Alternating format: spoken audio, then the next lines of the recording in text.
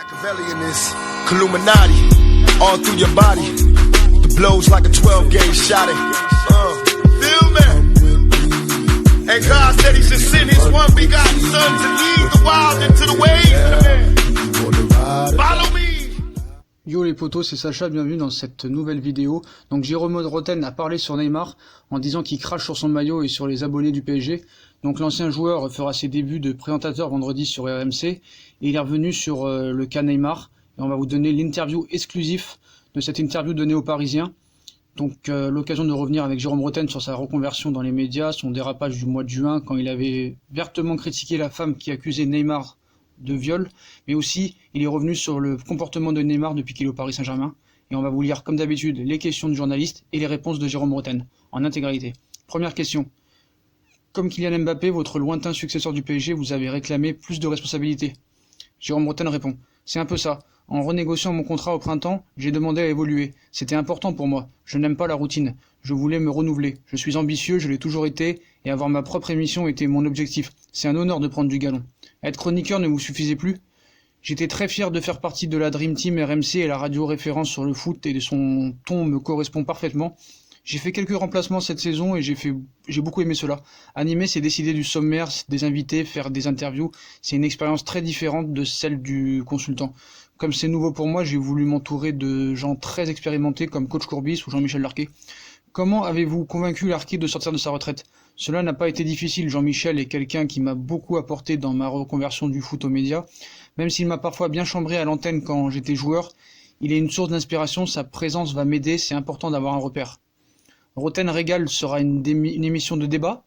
À RMC, on essaie de faire sentir l'ambiance des vestiaires où l'on se dit les choses honnêtement et franchement, sans cette langue de bois qui fait que les gens n'écoutent plus les joueurs. Les vérités, par moments, elles font mal. Et il faut de l'humour, bien sûr. On ne parle que de football, il ne faut donc pas se prendre trop au sérieux. Être présentateur, c'est aussi s'assurer qu'il n'y ait pas de dérapage, éviter que ce soit prononcé des propos comme ceux qui vous ont valu avec Daniel Riolo une vive polémique et un carton rouge mérité au sujet de vos commentaires sur le physique de la Brésilienne qui accusait Neymar de viol.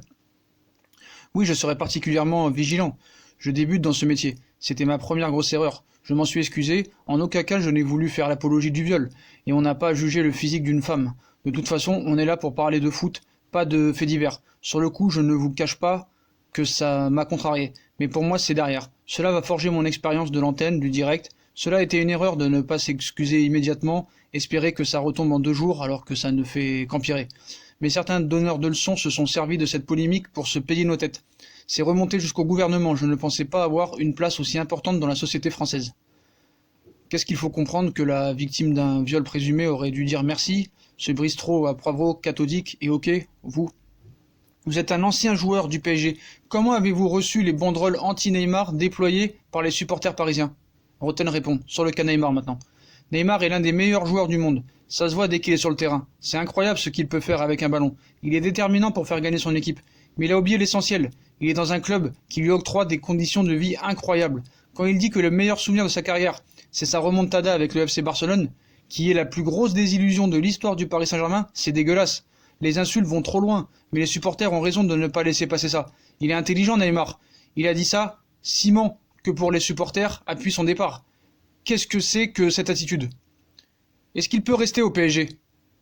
Comment voulez-vous qu'il reste alors qu'il n'a plus envie d'être à Paris?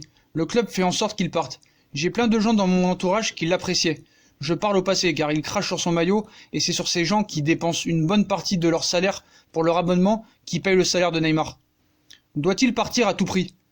Il va partir. Les discussions ne portent que sur les modalités financières. Les concessions, la meilleure des choses, c'est qu'il parte le plus vite possible pour passer à autre chose. Ce sera une perte car n'importe quelle équipe est plus forte avec Neymar que sans.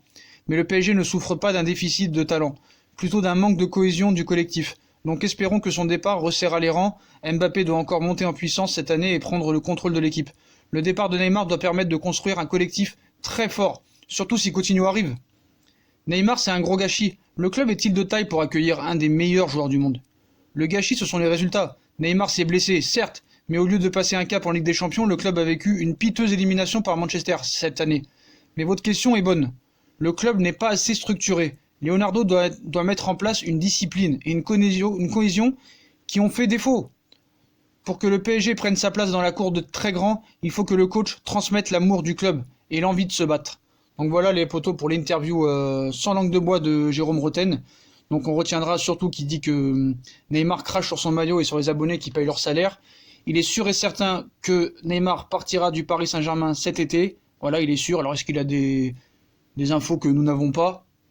Donc voilà, il s'est excusé aussi sur les propos qu'il a eu par rapport à l'affaire Neymar. Mais voilà, hein, il a complètement dézingué et explosé Neymar.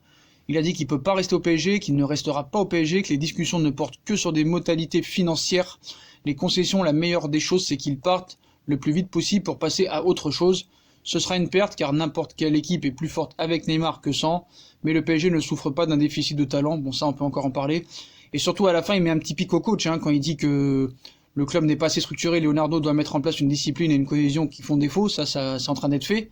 Pour que le PSG prenne sa place dans la cour des grands, il faut que le coach transmette l'amour du club et l'envie de se battre. Mais je pense pas que M. Tourelle ait les épaules pour faire ça. Donc voilà les potos, voilà pour l'interview sans langue de bois de Roten qui a vraiment là explosé Neymar pour le coup. Hein.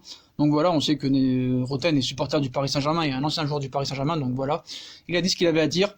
Donc voilà les potos, si on a kiffé la vidéo, comme d'habitude, hein, on like, on partage, on s'abonne. Dites-moi en commentaire ce que vous pensez de l'interview tranchée de Jérôme Roten. Puis moi je vous souhaite une bonne vidéo à tous et à plus tard dans une nouvelle vidéo. Tchuss les potos et allez Paris.